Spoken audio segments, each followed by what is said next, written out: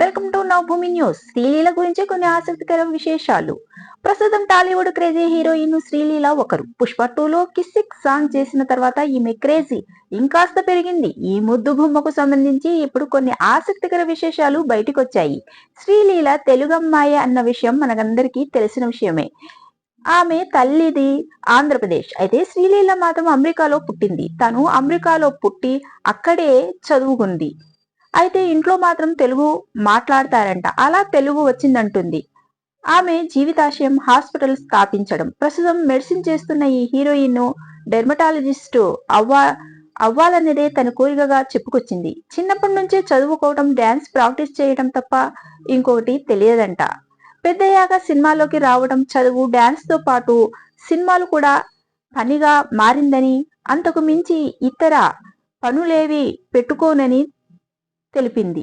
అంటే దానర్థం ప్రస్తుతం తాను సింగిల్ గానే ఉన్నానని, ఎవరితో రిలేషన్షిప్ లో లేనని ఆమె చెప్పుకొచ్చింది. ఇదే క్రమంలో మరో ఆసక్తికర విషయం కూడా బయటకొచ్చింది. శ్రీలీల ప్రేమ వివాహము చేసుకోదట. బుద్ధిగా ఇంట్లో చూసిన సంబంధం చేసుకుంటదట. తన ఇంట్లో సాంప్రదాయాన్ని ఎక్కువగా ఫాలో అవుతారని, పెళ్లి విషయంలో కూడా పెద్దలదే తుది నిర్ణయమని అంటుంది. ఇక జీవితంలో మరుపురాని సంఘటనలను కూడా చెప్పుకొచ్చింది ఈ ముద్దుగుమ్మ. భగవత్ కేసరి రిలీజ్ తర్వాత శ్రీవారి దర్శనం కోసం తిరుమల వెళ్తే అక్కడ జంట శ్రీలీలను కలిసిందట.